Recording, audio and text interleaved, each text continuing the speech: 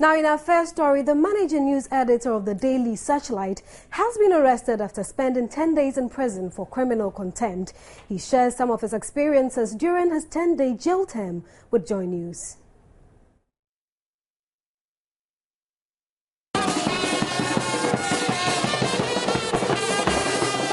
Flanked by his family, friends and sympathizers, Ken Kuranchi embarked on a walk around the NPP headquarters, greeting and waving at his sympathizers. People ran from their homes, offices and cars to either give him a hug or get a handshake from the managing news editor of the Daily Searchlight newspaper to welcome him back from prison. By far, Ken Kuranchi has become the most famous convict in recent times, with his jail term generating a lot of controversy. The incarcerated managing news editor of the Daily Searchlight newspaper was released from jail Thursday morning. Speaking to Joy News in an exclusive interview, Ken Kuranchi described his experience on the day the sentence was handed to him as traumatic. Tuesday was a traumatic day.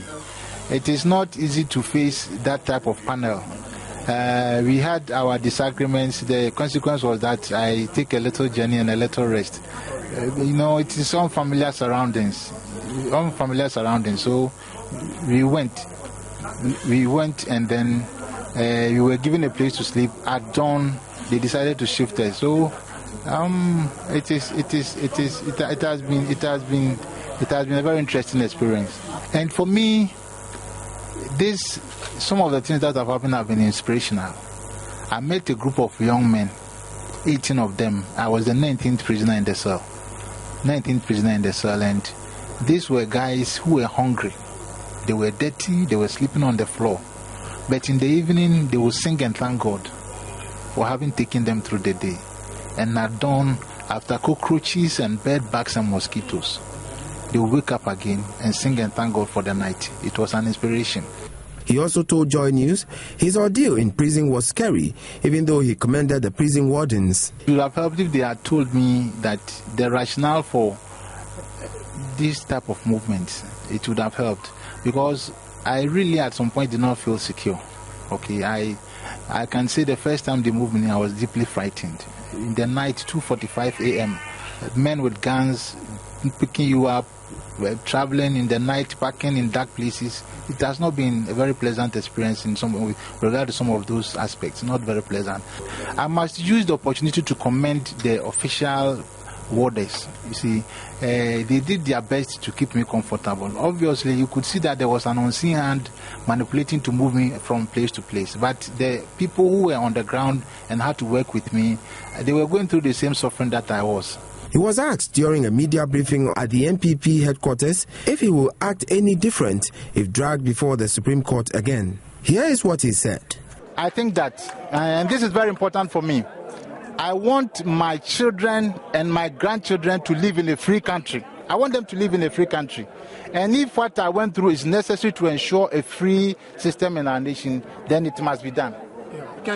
According to Ken Kuranchi, he will take some days off and return to the office from Tuesday, July 16, to continue his work. Well, we are standing at the premises of the NPP, New Patriotic Party, where Ken Kuranchi came to address the public about his experiences, what he went through in the prison cells. From the NPP headquarters in Accra, this is Emmanuel Ante reporting for Joy News. Meanwhile, some friends and sympathizers have reacted to Ken's release, saying it was a test of Ghana's democracy. Democracy is a very expensive venture. The core of it is that there should be freedom of speech and of choice. And attached to it is the freedom of the responsibility aspect of each individual. To stand out and defend a position always comes with a price. What Ken stood for was to ask for an interpretation or a clear explanation of a situation. He wasn't gotten right, and he has sacrificed for it. And that is what we need, okay, to let democracy grow. Going forward, a lot of lessons have been learned. We all would know how to position ourselves in getting democracy well entrenched in this country. It is indeed a great news, because the man believes in his conviction. The youth wing of the party supports him. We support him fully, and I think that this sentencing has brought to the fore that, like Australia and the UK have done, that they have expunged contempt laws governing contempt from their statute books. And I believe that, like we did to the criminal libel law, and as a country, we have to sit down and see that Ghana is now becoming a beacon of hope on the African continent, and as such laws, I believe, should be expunged from our statute books. This thing should send a signal to the youth that, irrespective of the decisions that we want to take, we should bear in mind that there is a consequence to that decision, and as such, the consequence to that decision shouldn't affect the way that we go about our things, because per the laws of Ghana, the Supreme Court is the highest body on the land. And the Supreme Court being the highest body on the land, we believe what decisions that they will come out with is a decision that we are going to bind with it. But notwithstanding that, we need to, one way or the other, analyze some of their decisions. And as a democratic society, some of the analysis shouldn't be seen as a contempt of court, because at the end of the day, it will send a signal that we are going back to the old ages. But I think the Supreme Court has done well, because if they're not putting down their feet, a whole lot of issues of such kinds should rot out, and at the end of the day, to affect the well-being of Ghana.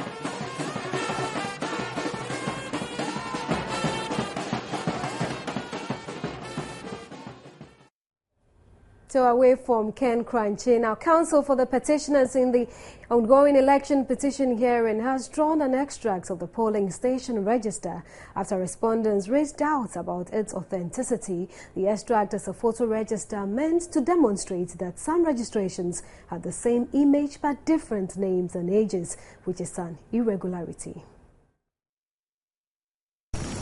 Even though the register revealed pictures of voters not tallying to the arrangement of the original register, witness for the Electoral Commission, Dr. Farijan, said he had no idea where the documents were extracted from because their database did not show it as the same. Chachu Chikata, counsel for the ruling NDC, raised doubt about the authenticity of the document.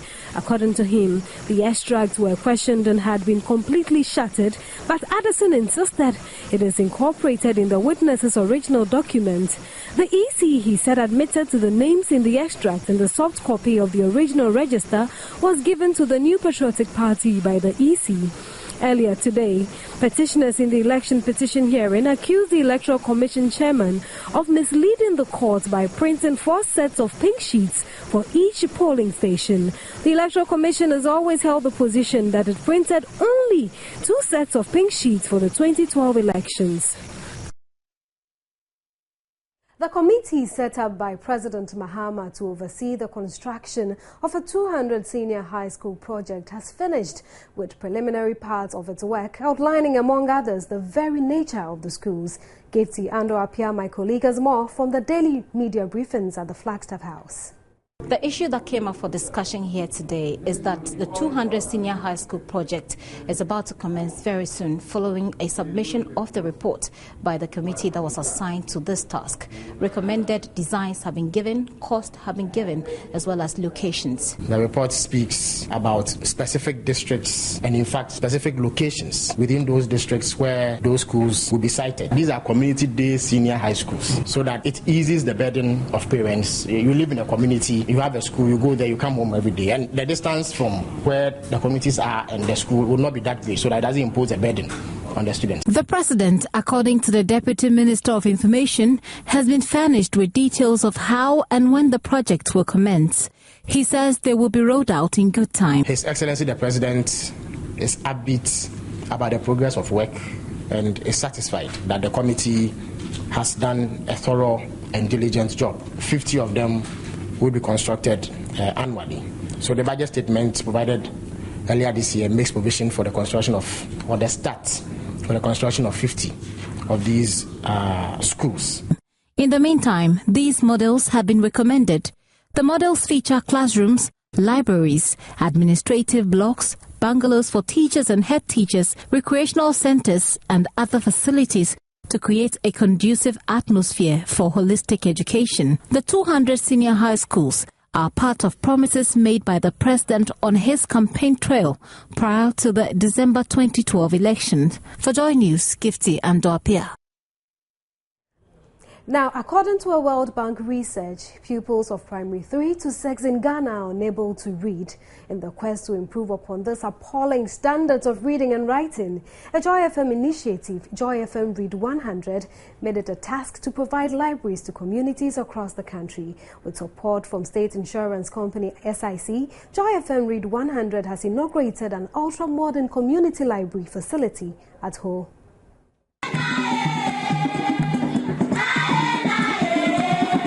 Inauguration, the managing director of SIC, Doris Awo-Akani, affirmed the commitment of SIC in the areas of health, education, sports and social development. She said her company was glad to have helped transform the Joy FM 100 idea into reality. In this library, some children will learn to read and others will improve their reading skills. For others still, this library will ignite a new means of self-expression and pride when their accomplishments and are appreciated by society. We are very confident and have reason to expect that it will help more than a few children to reach the standard required for entrance into higher education and a path to stable and productive careers. Mrs. Doris Awo-Akani, the board chairman of SIC, Max Kobina, also spoke at the launch. This library is not only going to be for school children, it will also be for public. School children, I just want to let you know that in the classroom, you are dependent on a teacher. In the library, you depend on yourselves. And that shows how disciplined and how you can carry ahead your life in the future. Member of Parliament for Ho Central, Benjamin Podo, after donating books, expressed his delight for the project and charged those appointed to manage the library to do so in a pragmatic manner. This project is just a start. And one library of this kind in the constituency is woefully inadequate. So I am calling on SIC and other philanthropic organizations to replicate this project in the whole of the constituency. Host of the Super Morning Show, Kojo Opon-Kroma, said it's the expectation of Joy FM to see people around the community use the library to improve themselves intellectually. People who could not hide their excitement expressed gratitude to Joy FM and SIC for the library. I appreciate the SIC insurance company and the people of Joy FM for providing us with this library. We are thanking the supporters and those who provided the library for us, and we are going to make sure we are going to keep it in a healthy way and use it for many things to achieve our educational materials and other things. The Member of Parliament donated 300 books worth 1,000 Ghana cedis, while SIC donated books worth 2,000 Ghana cedis. Afram Publication also donated some books to the library. Komla Ado's report for Joy News. And still in education, the rector of the Takoradi Polytechnic, Reverend Professor Daniel Nyako, has appealed to government through the GET Fund to come to the aid of the institution by providing them with facilities and infrastructure that would help the Polytechnic expand its intake. According to the rector, the Polytechnic can only admit 3,000 prospective applicants out of the total number that will apply to the Polytechnic for admission. Correspondent William Benjamin Peters has come through with this report. Parents whose wards are yet to be admitted into the various tertiary institutions across the country are already expressing fears over whether the various tertiary institutions have the capacity to absorb everyone. Their worries are especially compounded by the fact that both the 3-year and 4-year batches of senior high school graduates completed their education and would be competing for admission. The Takoradi Polytechnic, for instance, has been admitting between 2,000 and 2,005 applicants over the years, but the authorities have now resolved to increase the number to 3,000 this academic year. It is the wish of authorities to expand the intake of students, but this is being hampered by the lack of infrastructure and facilities as well as hostels to accommodate the spillover. Rector of the Takoradi Polytechnic, Reverend Professor Daniel Nyako, spoke exclusively to Joy News over his concerns about the inability to absorb the spillover. All the programs we've been running so far, 22 HND programs, we can expand the intake a little bit more to enable us to take about 3,000 students. We have plans for new programs, but that will have to wait a little until our facilities situation improve. Then we can start mounting completely new programs in the oil and gas sector. He appealed to the GET Fund to help address the problem by constructing more facilities in the various tertiary institutions. In some places you will find out that labs and workshops are not completed. I don't have them here, but I'll plead that if those things can be looked at, I am sure some other institutions can expand their intake also, when these things are taken care of. Meanwhile, the Takoradi Polytechnic has already introduced a number of programs, such as evening classes, especially for workers, as well as other courses in oil and gas with assistance from Talo and the Jubilee partners. He called on individuals and other allied industries to come to the aid of the Polytechnic. William Benjamin Peters reports for Joy News.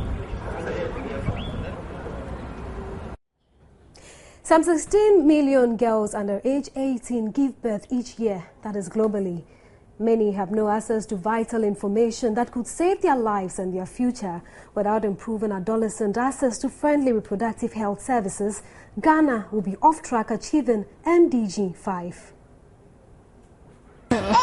17 and already a mother, Dede Ayi still has no idea what reproductive health care entails. She is barely able to care for herself. Now she has to care for a 3-month-old. My grandmother takes care of us because I have no job and money. She was thrust into this situation, no preparation, no information, simply no idea what the consequence of one's action could be, just like many adolescents globally. We haven't integrated sexual reproductive health and rights for the youth. Our providers are still saying, Accra Bonnie, why are you coming here asking for, contraception and so forth? They don't even want to go. And so their peers are telling them what to do, what to think. And so they're getting all the wrong information and doing all the wrong things, the things that are endangering their lives and not empowering them. Even in urban areas, reproductive health centers are rare. The few accessible ones are not friendly.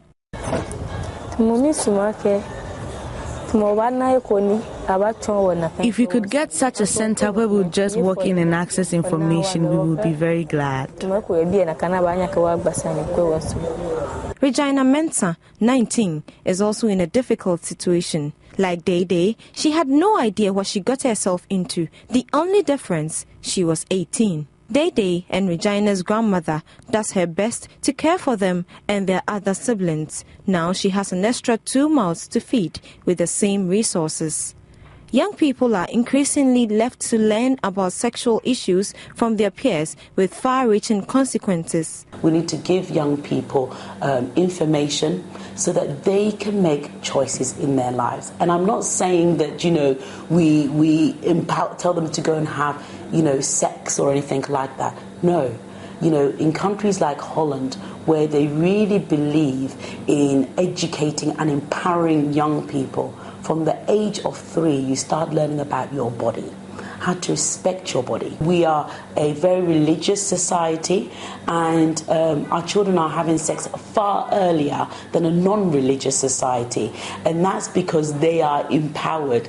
Adolescent sexual and reproductive health may be of concern to health workers, but the needs of young people remain poorly understood. As the world's population approaches 7.2 billion, with a large number being adolescents, health experts fear the inaction of leaders could jeopardize the future of many young people. Information that the youth need when they come to a clinic, a Ghana Health Service or any kind of service provider is just to be sensitive to their needs. And that's a simple training that somebody needs to go through. If we fail to do this, we will have a cohort, a generation who have not planned their lives. They have not planned their families. They will be less educated than we are now because there will be so much dropout. Our development as a country will this middle income that we are all trying to achieve and trying to attain and so forth would not be a reality. Millennium Development Goal 5 targets to achieve universal access to reproductive health by 2015, and it may be possible if adolescents have access to friendly reproductive health services and information. World Population marks a very important landmark as a historical event in the UN calendar each year. This year's theme, adolescent pregnancy, cannot be ruled out owing to the socio-economic role that underpins it has our youth at that grooming stage. Statistics show that 16 million girls under age 18 give birth each year. Another 3.2 million undergo unsafe abortions, while 90% of them in developing countries are married but not with informed choice. Ghana marked the day in the Bono Ahafo region.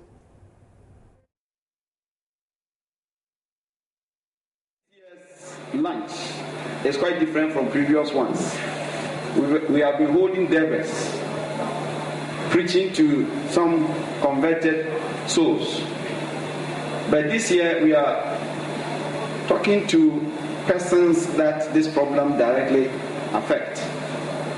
And we decided to have this colloquium such that you young people who see the problems, who give the nicknames of crocodiles and maybe lepers, will have your own story to tell. And when the thing impacts on you directly and you are telling your story, I believe it will be taken more seriously. According to the 2008 Ghana Demographic and Health Survey, the percentage of adolescent women who have begun childbearing increases with age from less than 1% among those who have attained age 15 years to 29% among teenagers who have reached 19 years. You watching Joy News at 8 on Joy News TV on Multi TV. Stay with us. This is Joy News at 8. The police administration says it will increase patrols, especially in the Kumasi metropolis. This, it says, is to enhance security due to recent violent crimes and murders in the metropolis. There have been a number of murders in the Kumasi metropolis in recent times, creating insecurity. 4 murder cases have so far been recorded by the police between December 2012 and July 2013. Deceased persons are Kwejo Asamoah, who was murdered as a result of gangsterism. Prince Opoku Anto and Joe Edusa Eisen were murdered by armed robbers, while Isaac Texan was believed to have been murdered by an acquaintance. 10 persons have so far been arrested in connection with these cases and have been arraigned before court. They have been remanded in prison custody and scheduled to reappear on July 15, 2013, while 3 other suspects are on the run. These suspects were arrested by the security forces through the collaborative efforts of the Ashanti Regional Police Command. The Director General of Police CID DCOP Prosper Aglo briefed the media on latest developments on security in the country. The police administration on its part has adopted policies aimed at enhancing security in the country. One such policy is a visibility patrols. Ladies and gentlemen, as you are already aware, crime prevention, detection, and protection of lives and property are some of the core functions of the police service. The police administration will therefore ensure that law and order are maintained at all times. We hope with maximum cooperation from the general public to achieve these objectives. He adds the public to remain calm, assuring security forces will maintain law and order. 4 young men have been arrested by the police in Koforidua for their alleged involvement in armed robbery activities in the Asokore, Akwedum and Ifijuase communities in the eastern region. At around 7:30 a.m., the police, acting upon a tip-off about the operation of the robbers, moved to an uncompleted house at Highways Quarters on Akwedum Road, where they arrested the 4 men. Briefing the media, Deputy Eastern Regional Police Commander DCOP James Azuma Abbas Abba explained that a search at scene revealed a locally manufactured shotgun, cutlass, pinch bar, hammer, chisel, hacksaw and other carpentry tools and some bottles of beer. DCOP Abbas said 2 of the suspects, Kweku Frempong and Kwesi Isaac, have admitted to being members of the gang of 4 robbers. According to the police commander, the leader of the robbers had an AK-47 assault rifle and had transported some stolen items to Asabene, a suburb of Koforidua. He said the police also conducted another search which uncovered 2 live cartridges and 6 rounds of ammunition, a knife and a bunch of keys in Frempong's dress. We want to appeal to the press, to appeal to fallen victims, to robbery or burglary within the Koforidua municipality in recent times, to come forward and help with the identification of the items so retrieved. Haruna Yusuf Umpuni's report for Joy News. 14 senior officers of the Ghana Prison Service attached to the Sekondi prisons have been ejected by their landlord from their residence at Fijai, near Sekondi, for non-payment of 6 months' rent arrears amounting to 129,000 Ghana cedis. Now let's go on to the phone lines now and speak to the PRO of the Prison Services, DSP Courage Achem. Hello, good evening, sir. Good evening, madam. Thank you very much for your time. You're welcome and thanks for having me. Okay, now, so what is the prison service doing about this embarrassing situation? Well, let me say that the landlord actually attempted evicting our officers, but when the attention of the Western Regional Prisons Commander was drawn to the incident, he quickly stepped in and invited the man into his over to his office. And after some discussions, the man has rescinded his decision. And actually, as we speak now, the officers are, intact in their residence. So, is this a temporary arrangement, or we can say it's permanent? Because I'm asking about this because it's not only about the officers. We have to think about their families. What will happen to them? Yes, and so the agreement was that he should exercise patience. Efforts are being made to ensure that we settle our indebtedness to him. And so I believe that once we're able to do that, we should have access to the building and continue to live in there. DSP, in the long term, is there any package from government to improve the health and challenges of the prison service? Yes. We are in constant discussion and touch with government, and the government is aware of our acute accommodation shortage, situation, and plans are underway to ensure that the situation is improved. Let me say that the prison administration is also, at the moment considering some private-public partnership in terms of infrastructure development, including officers' accommodation. I believe that if these come to fruition, I'm sure that in not too long distant future, we should have a permanent solution to these accommodation challenges. Well, if I may ask, what is the current situation of your rental accommodation in the rest of the country? That is apart from where this has happened.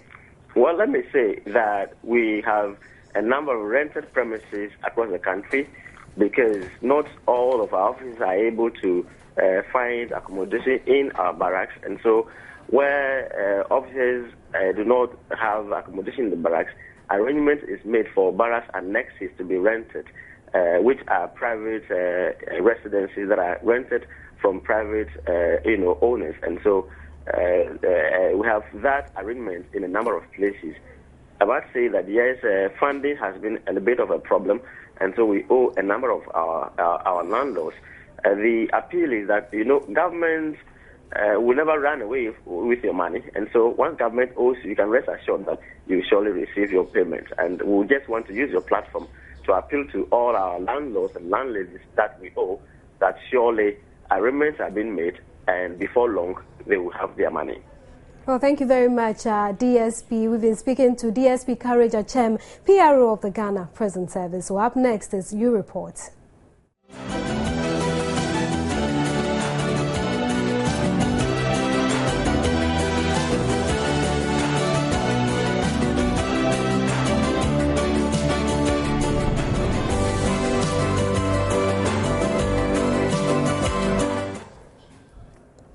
The military has begun investigations into circumstances leading to fire outbreak, which razed down St. George's Anglican Church at Burma Camp here in Accra. Members of the St. George's Anglican Church at Burma Camp are still coming to terms with the news that their church has been gutted by fire. Everything in the church has been destroyed, leaving just the shell of the structure standing. The fire is said to have started at dawn today, and the military has commenced its investigations. So these visuals of the destruction came to us from Dorothea, who is a member of the church. Keep the You reports coming in because we cannot be everywhere at every time. Business is coming up shortly. Please stay.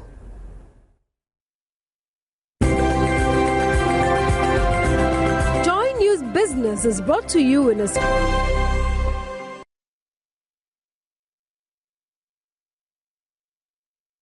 service tax bill will render telecom operations expensive as operators will pass on extra costs. They are therefore asking President John Mahama to hold on assenting the bill into law or restrict telecom companies in charging them unduly for international calls and data.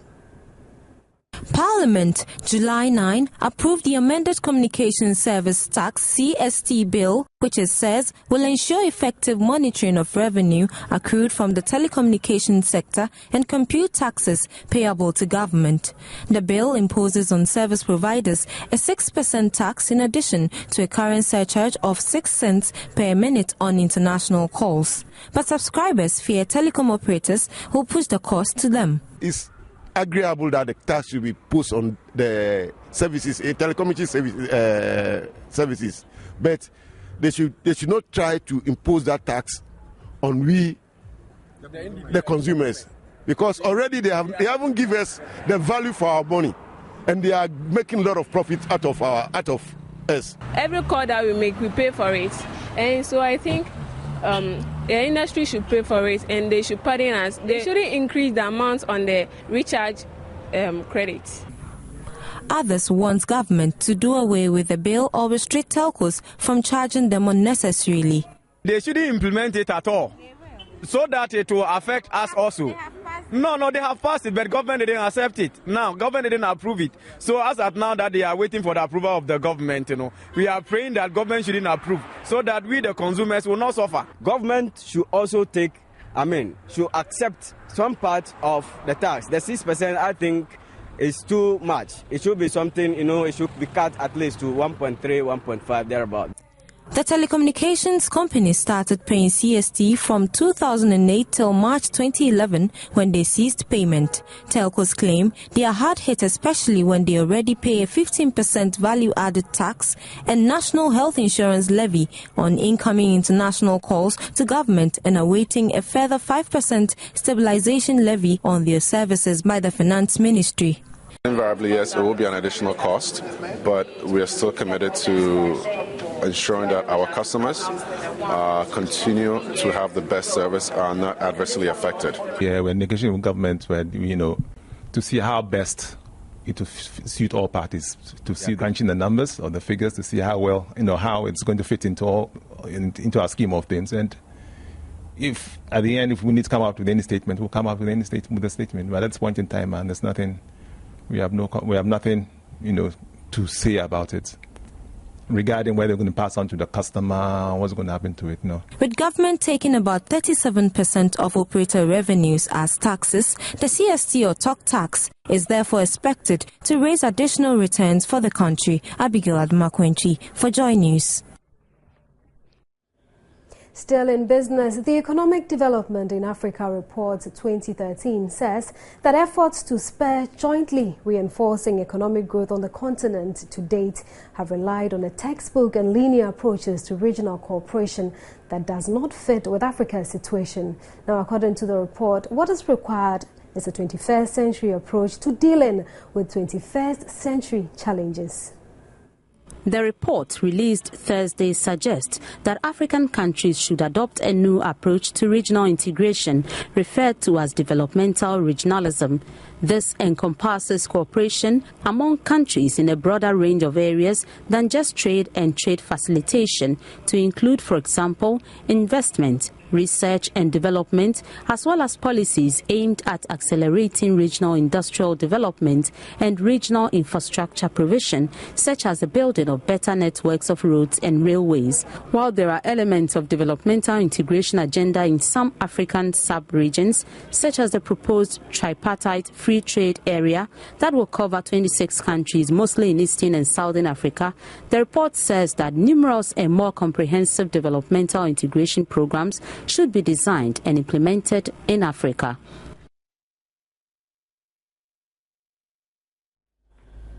Your favorite local drink like mashkenke or mashke, Burkina and Lamudin may be very delicious, but have you wondered for a moment the conditions under which these drinks were prepared before they got to the market? Now, in the following report, my colleague Ya Fosua Jemfi takes a look at the health implications of uncertified local drinks and how the public can be prevented from eating just anything. From streets to streets, traffic to traffic, you would find many young women and men selling favorite Ghanaian local drinks including Burkina, iced kenke, ginger drink and asana. Usually in small basins filled with ice blocks, hawkers walk through the various traffic intersections to hawk their wares.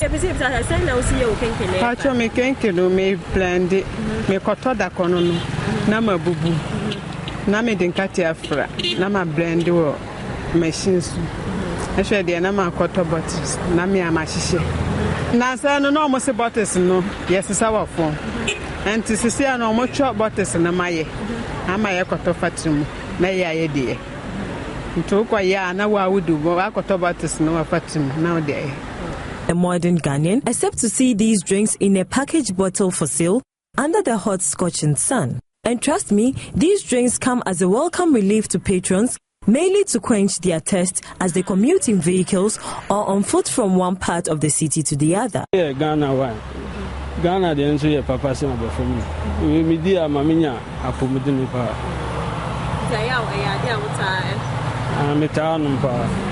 But as much as these persons are trying to make a living off the streets of Accra, the critical question perhaps many would have to ask before patronizing such drinks is how safe they are. I chanced upon this ice kenke bottle, prepared and sealed nicely. The ingredient for the preparation of this delicacy is boldly displayed here. It includes ice kenke, sugar, water, cocoa powder and milk. To the ordinary consumer, the packaging of this product is enough for patronage, but a critical look on the labeling and the packaging reveals the absence of the Food and Drugs Board certification. And for the actual preparation of the products, none can tell, but its sweetness and yummy taste can hardly be overlooked. The situation is the same for other local drinks. For drinks like Burkina, receiving great patronage on the markets, the packaging leaves much to be desired, much more looking out for the Food and Drugs Board certification.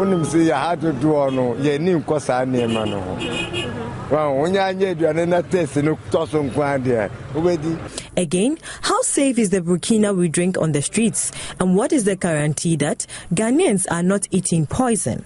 But officials of the Food and Drugs Authority, the body mandated to regulate the influx of products on the Ghanaian market, say they can't do much other than provide education for the producers of these drinks. We believe that once the product is safe, if even they are not registered, we classify them under listed companies. Listed means that we know them where they are, we know their operations, we have interacted with them, and we give them support because they cannot meet the full requirement of registration. Okay.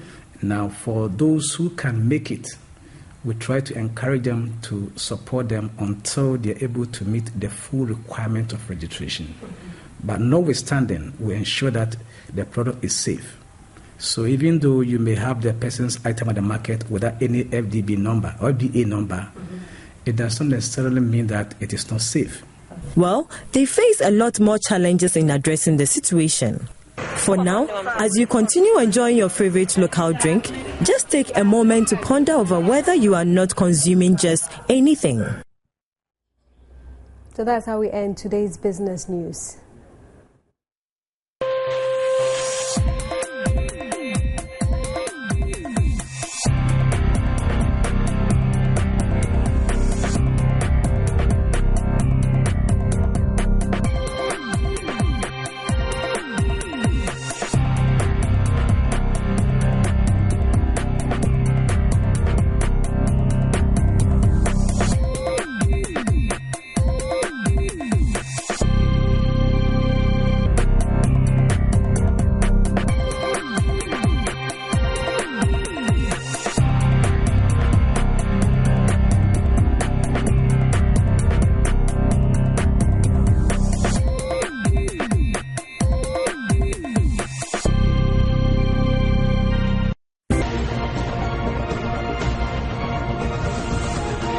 Sports is brought to you in association with. In the world of sports, let's do boxing now. And professional boxer Duke Equity Micah has stepped up training ahead of his 13th bout since returning professional against fellow Ghanaian Gali Kojo. The boxer, who graduated from boxing as an amateur in the men's flyweight division, is set to face Gali Kojo in a bantamweight contest on July 20 at the Lebanon House in Accra. Gali is an experienced bantamweight with a record of 4 wins and 7 losses, but the Sports Writers Association Boxer of the Year, who trains at the second gym in Accra, says he's well motivated for the bout.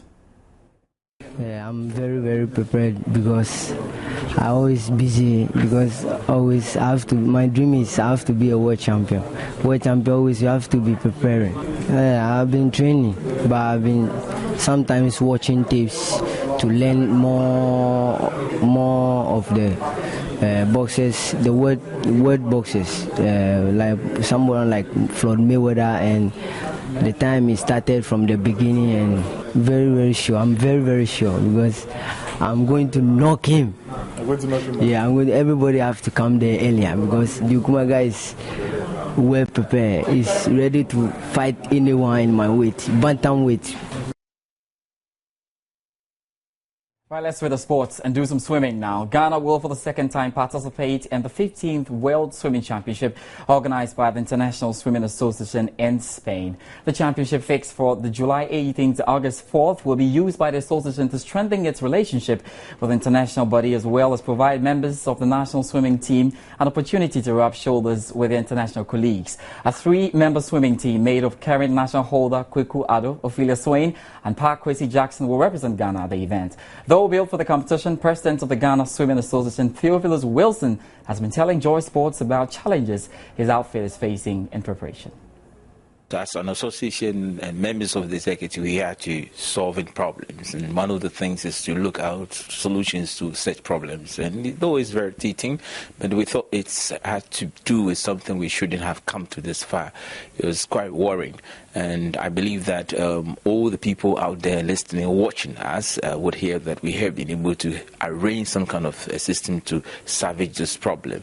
But then, any one disturbance affects the athletes. That is our worry. So we're believing that everybody who is watching now should be able to come to the association's aid, because it's a young, fragile association which is fast growing, because the passion is already huge in the country. People are trying to learn how to swim, and people know the health needs of swimming, and they are also trying to tap into that advantage. And for our nation, that's the best way we can go, and for our athletes, that's the best way we can maintain our fitness. So let us all support this association and also support this very events that we are taking through this country so that we can develop it well. That will be all for sports. My name is George Adejanya. Do you have a good night? Sports was brought to you in association with